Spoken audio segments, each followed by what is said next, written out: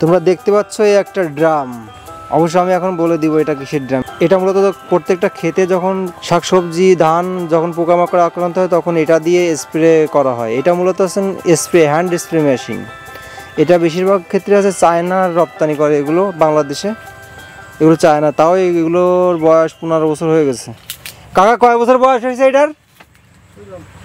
একদম 15 বছর মতো হয়েছে। প্রথম অবস্থায় আসছিল এখানে। অবশ্যই এখন সব ডিজিটাল মেশিনগুলো বের হয়েছে, যার কারণে এখন আর চাপ দেওয়া লাগে না। বা হাত দিয়ে চাপ দিয়ে যে স্প্রেটা করতে হতো এখন আর তা করা লাগে না। 15 বছরই ভালো সার্ভিস দিয়ে আসতেছে। মাঝে মাঝে এই কিছু পাম্পে কিছু একটু ওয়াশারে কিছু ঝামেলা হয়, যার কারণে একটু পানি পড়ে, বিষ গায়ে মেখে যায়। তো যার জন্য এইখানে এই ফিল্টার এইখানটায় এই ওয়াশারগুলো চেঞ্জ করে দিলেই ভালো হয়ে যায়। 15 বছর সার্ভিস দিচ্ছে।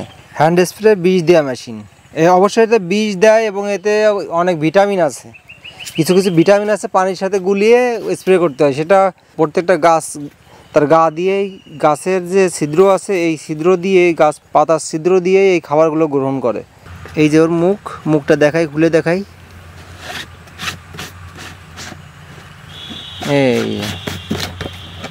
এই যে মুখ, এর ভিতরে অবশ্য এর ভিতরে শুধু পানি আছে। যে অবশ্য গন্ধ রয়েছে। এর ভিতরে আছে কোরা থায়োডিন দেওয়া। এই যে এটা হচ্ছে এবার খোলার পরে এই যে এটা দিয়ে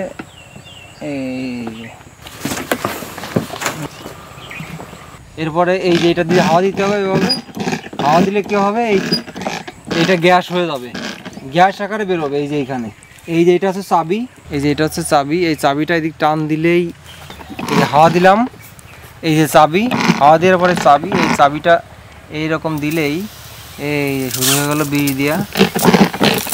এইভাবে হাঁটতে হবে আর এইভাবে দিতে হবে, হাঁটতে হবে আর দিতে হবে।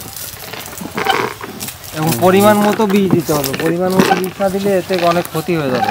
ধানের ক্ষতি হবে, মাছের ক্ষতি হবে। এবং অবশ্যই তোমরা সবাই কোনো কৃষি কর্মকর্তার সাথে অথবা যারা এই বিষয়ে অভিজ্ঞ, যারা দীর্ঘদিন এই ক্ষেত খামার করতেছে, ধান করতেছে, তাদের সাথে কথা বলেই তোমরা একটা সিদ্ধান্ত নেবে এবং পরিমাণ মতো এই সার, ওষুধ, কীটনাশক এগুলো প্রয়োগ করবে। অনেক সুন্দর একটা জায়গা।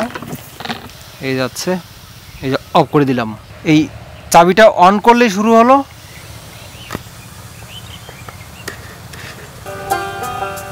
এই যে অফ করলাম।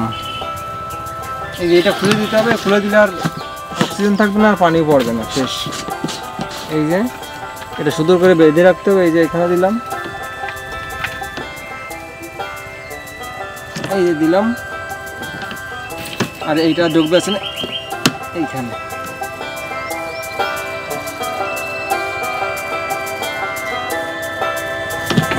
দিয়ে দিলাম।